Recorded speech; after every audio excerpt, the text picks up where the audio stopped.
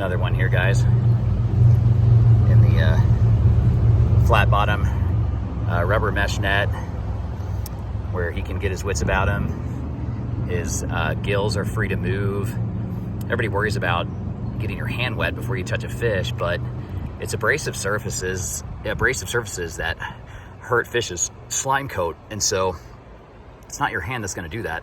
So we're going to do a video on just like keeping these guys alive and reducing delayed mortality. But this one is another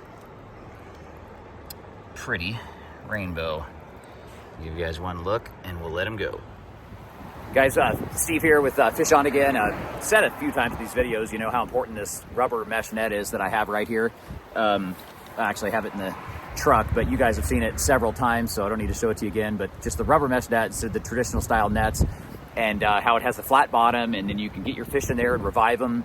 You know, that can really vary from species to species, but with trout in cold water, you know, they don't need to be revived as quickly as trout in warm water, but you still got to revive them. And, you know, everyone says, oh, get your hands wet before you touch them, but that's great, but I don't think that's the most important thing. The most important thing is to not have anything abrasive go over their slime coat. So when you drag a trout up on the bank over rocks or sand or gravel, it doesn't matter if that fish swims off strong, it's probably going to die. It would be more ethical if you just kept it and ate it.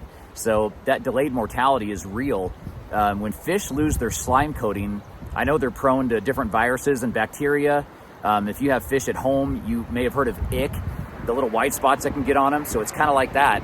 It's viruses and bacteria that they get exposed to when they lose their slime coating. So it's not so much handling fish with your hands, it's more just that abrasive action of dragging them up on the bank and then letting them go. And then that delayed mortality is going to happen even if they swim off strong. So you guys, I'm not trying to be judgmental. I'm not trying to be holier than thou, but maybe this is a good one to be shared as far as like keeping the fish that we love safe and healthy, whether they're wild trout or stockery trout, like so many are here on the Big Thompson River.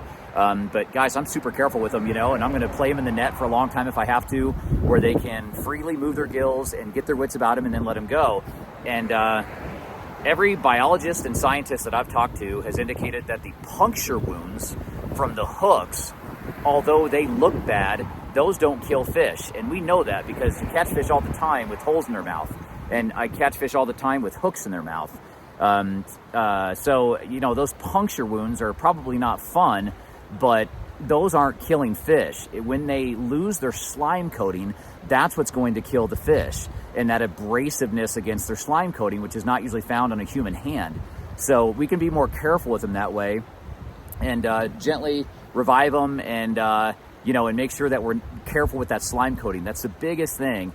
And again, not trying to talk down to anybody, but I've talked to a lot of fishermen that really don't know this that well. And the puncture wounds aren't as big a deal from everyone that I've talked to that has studied this. I'm not saying that fish don't feel pain. They probably do. I'm not a member of PETA either. Never will be a member of PETA.